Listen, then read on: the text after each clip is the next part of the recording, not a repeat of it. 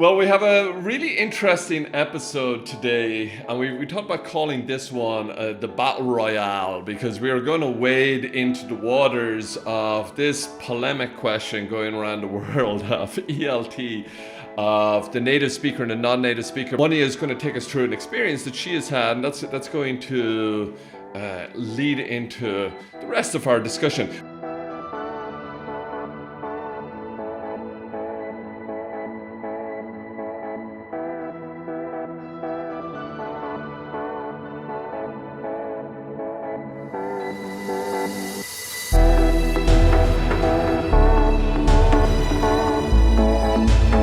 Okay, so we are live yet again today for a very special episode of the Integrated Skills Podcast. Today we have the pleasure of our first guest, and Barty, I would actually like you to do the honors. Could you please introduce our wonderful guest today to the multitudes of people watching? Thanks, Fergus. Well, let me introduce my lovely sister, Monika. Hello, Monia. Hi. Well, thanks for having me. I'm honored, absolutely honored to be here. I was just saying before we come on, Monia, I think you have won the prize for the best Zoom call background of all the Zoom calls since the pandemic began. So that's a real prize to win. Thank you. I thought about it carefully. I handpicked my shampoos and body cleaning products. Well, you know, maybe for the next episode we might get a sponsor from that. What is that? Yes. Oh my God, can we do Patagonia, please? These are not important, but Patagonia. Yeah. Let's do it, guys. Well, we have a really interesting episode today, and we talked about calling this one the Battle Royale because we are going to wade into the waters of this polemic question going around the world of ELT, of the native speaker and the non-native speaker. Monia is going to take us through an experience that she has had, and that's going to lead into the rest of our discussion. But before we get into that, Monia, could you just give us a little bit about yourself? Tell us about how did you come to be talking to us two guys here on the Integrated Skills Podcast? Well, I think you both lost your mind. A long time ago. For inviting me here. Yes. I do teach. However, it's in a very relaxed setting because I teach online, and I have also handpicked my students. So I have currently 2 regular students, or 3. Sorry, I forgot that. 3 regular students, all of them lovely women, and so I teach from home. And yeah, I teach pretty much every day, but obviously my experiences are so different to your experiences where you teach. I don't think it matters how much experience we have. That's why you're here, darling, because we want to hear from, and this is the starting point. You know, we want to hear from everybody. You know, because we are here to share ideas. But anyway, sorry, go on, Monia.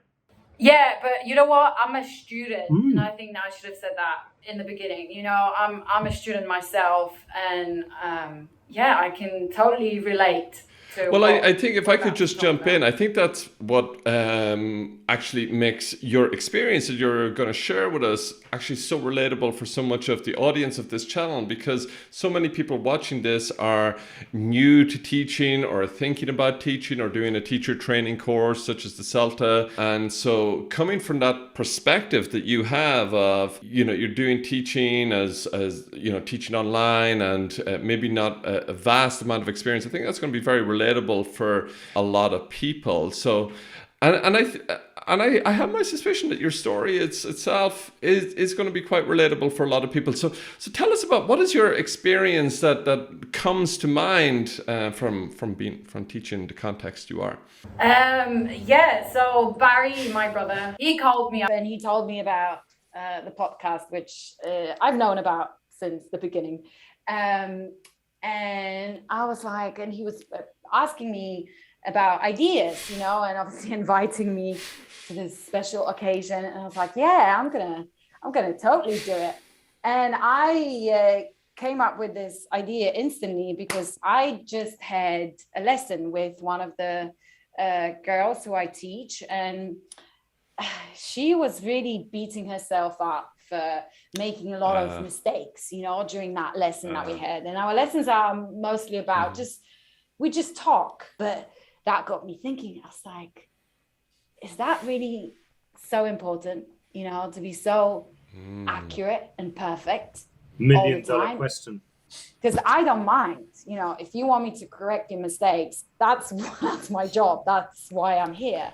So You the know, how $1 does it million make you question feel? is, sorry to butt in, and then because you have a relationship with your student, you're having a normal conversation, which kind of makes me think of our previous episode, Dogma, you know, teaching unplugged, just talking, and then your student, and I'm sure many students can relate to this, they're just petrified.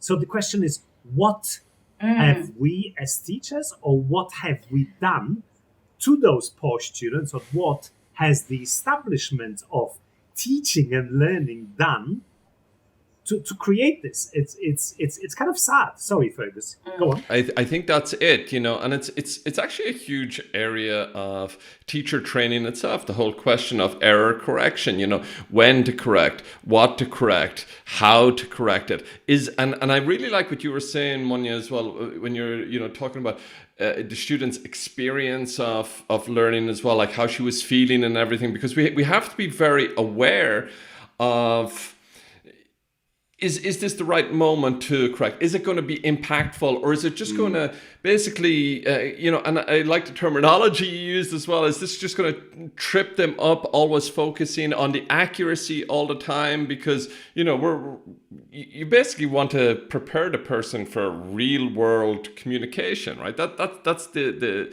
goal at the end of the day, right?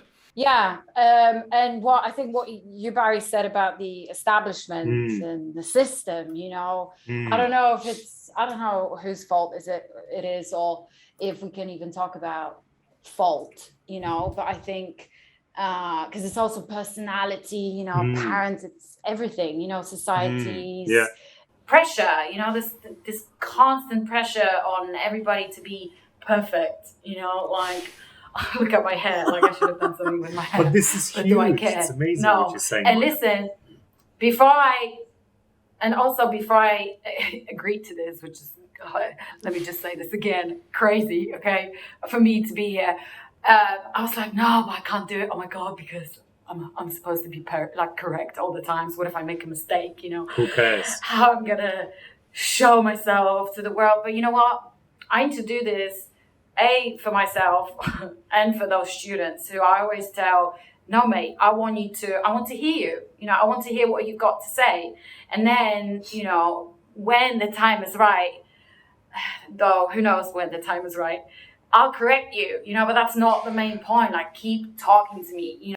If I could just, like, as I said, wade into the waters of the battle royale that I mentioned, of the native speaker and the non-native speaker polemic that's really beginning to brew up, and to be honest, kind of like, I wish it didn't so much, but this moment that you're referring to now is actually, you know, that's one of the great opportunities, in fact, that I see of being a non-native speaker teacher, because you can basically say, hey, look at me. Hey, like I've been where you are. You can really empathize with the student's experience. Like, I've got to where I am now, but I wasn't, you know, I didn't start off like this. I had to come from a point to here, you know, like, and I think that's a very relatable.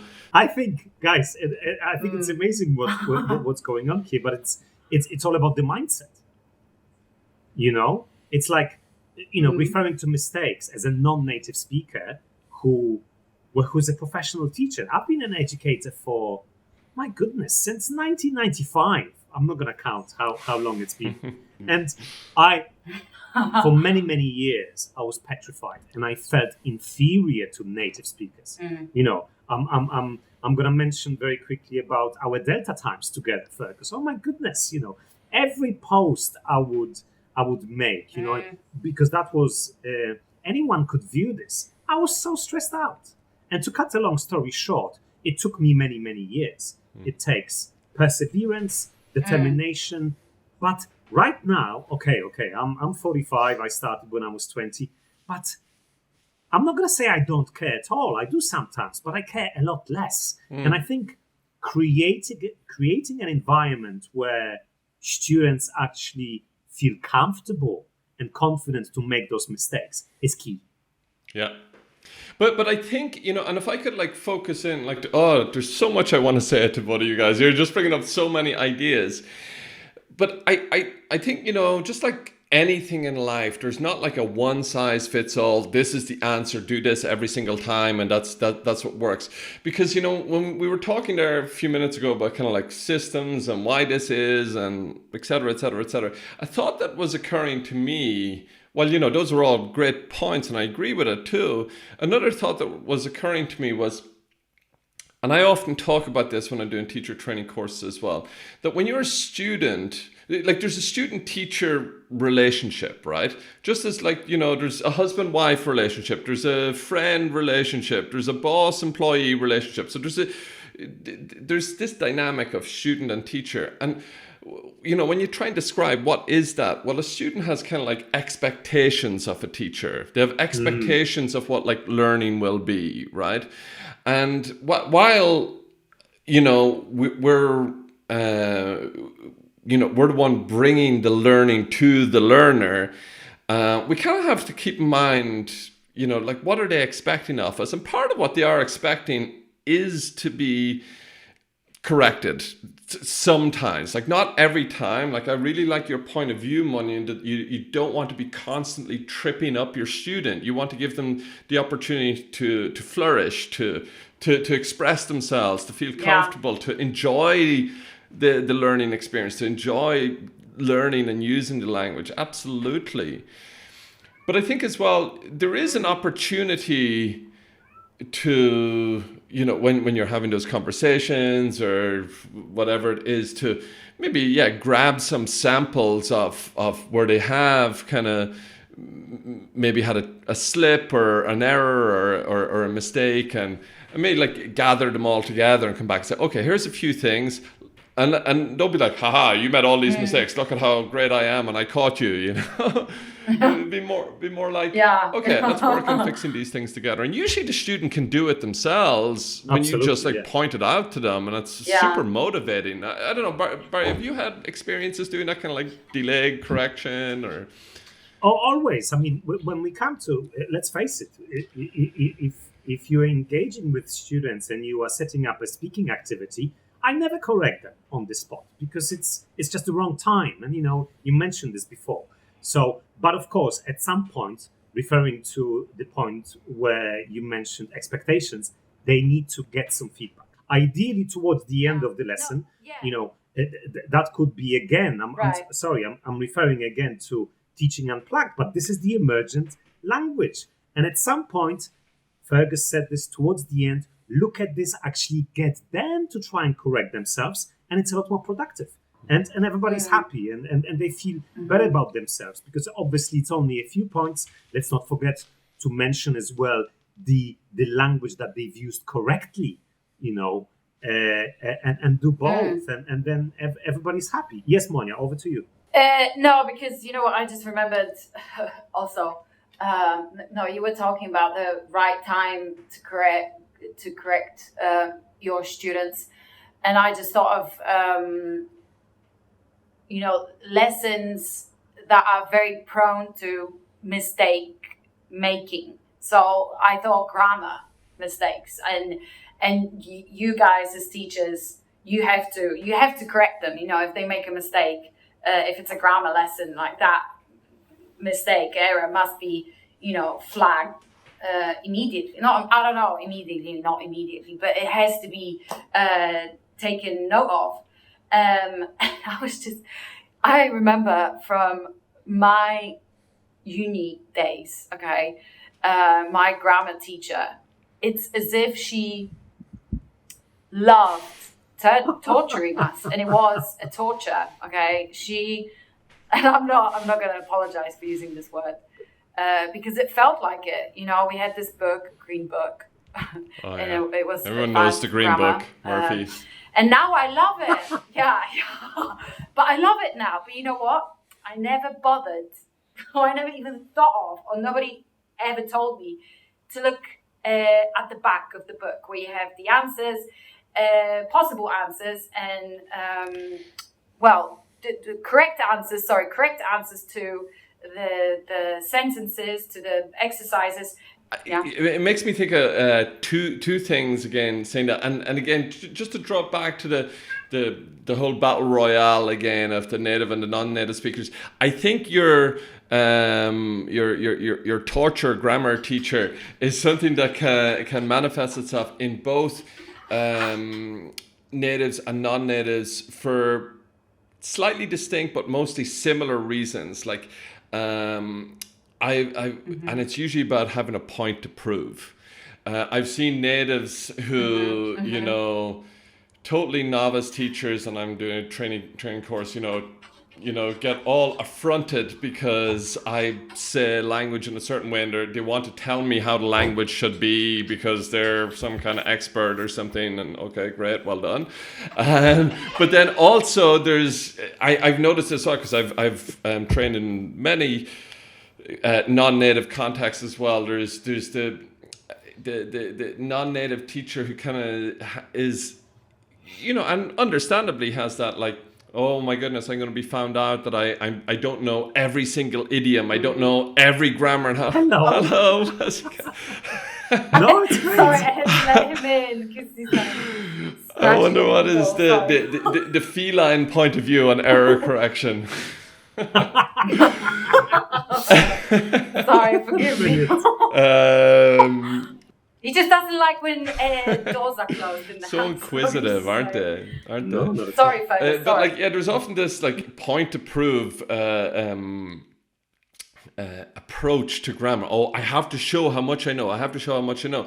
And this is like the point I leave it on. Yeah. And this is something that you know, because I've worked with so many non-native speaking teachers who sometimes on a one-to-one they'll confide in me and they'll say, what if a student asks me a question and I don't know what the answer is? And I love your point about talking about error correction in the context of grammar, because it links exactly to what I was going to say, that what I always say to them, to whether it be non-natives or natives, because I've had that experience where I didn't know, to use an Irish expression, my arse from my elbow when it came to the grammar. I didn't know what it was. Present continuous, the what? The present perfect? Yeah, perfect. Yeah. Yeah. I know.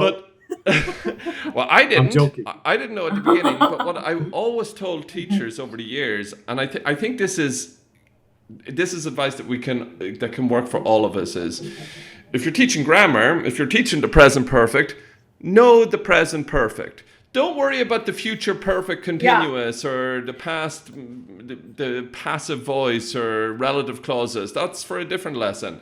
If you're teaching the present perfect, know the present perfect, correct the present perfect. Everything else, let it go. Yeah. So about present perfect, because for us now, I'm looking at Barry now, for Polish people. You're so present perfect. That's like, what is fair this? Point. It makes no sense. Still doesn't, okay, very often, like, even after all those years. But wouldn't you agree, okay, there's so many different ways of saying for sure. the same thing, right? And you can use, depending on what you want to say, depending on how you want to say it, depending on what kind of message you want to convey.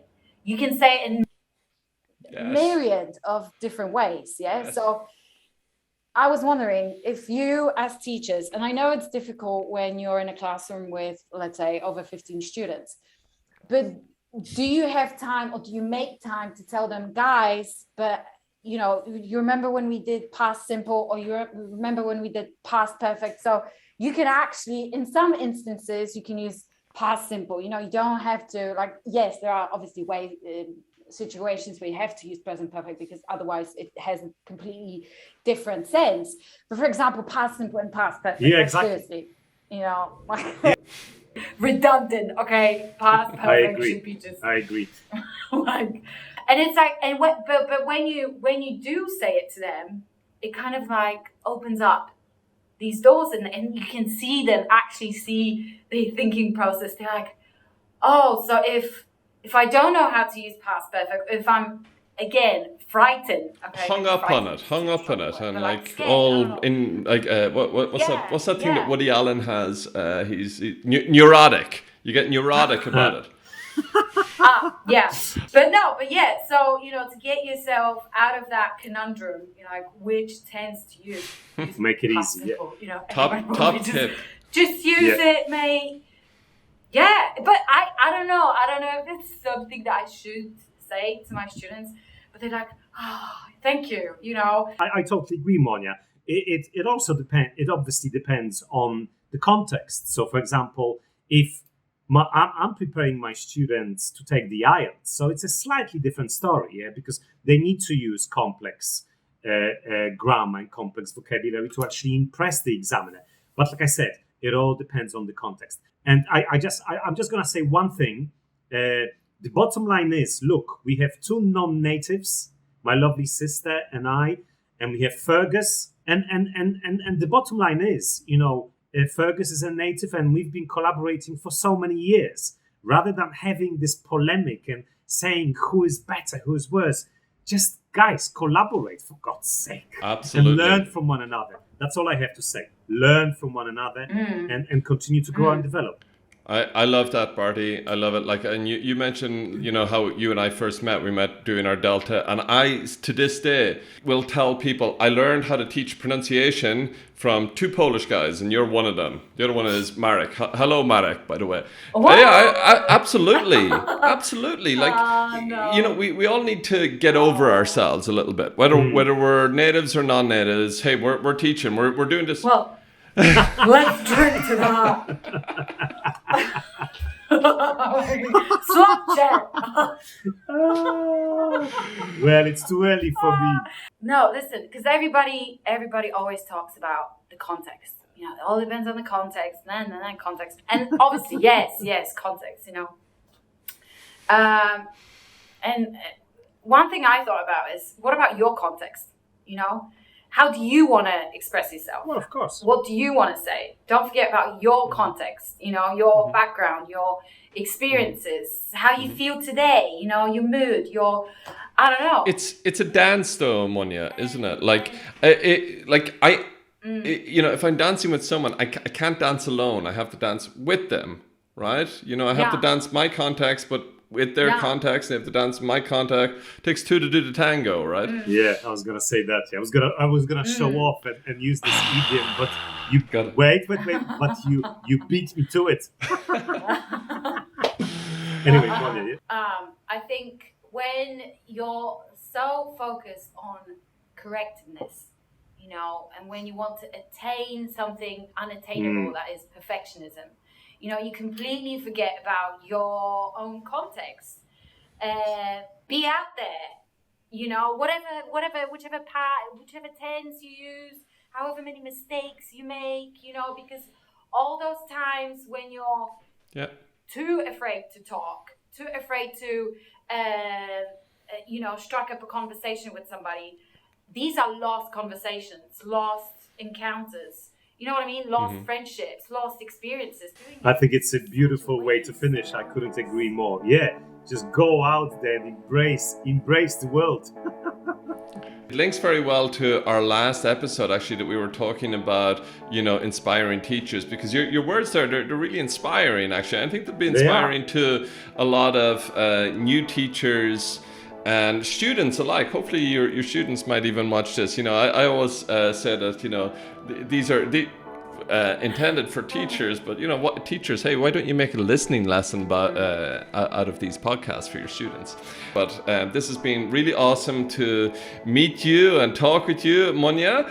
I got as I was saying before, I'm taking orders now from 2 Nauruks, so I'm really I really got my work cut out now. But guys, no, this has been really awesome. And Yeah. please come back and join us and show us what bathroom products you're using in a month's time or something. Show us which shampoo you're using. Yeah, make sure. I just that- want to say thanks so much, Monia, for so many inspiring thoughts. 100%, and you definitely injected the podcast with energy, so much energy, genuine energy. It's been lovely to have you. I'll let you finish, Mon. Anything else? Yeah. Thank you, both of you, for letting me come here, join Pleasure. you. It really has been a pleasure. Although I was really stressed out, I'm not, these two make you feel instantly like you're part of the family. So if you, next guest, is invited to the podcast, then you thanks, can Monia. enjoy it. Inspiring words. Well, thank you so much, guys, and see you in the next one. Thank you. Nah, love Ciao it. for now. Thanks, guys. Bye bye. Talk to you. Ciao.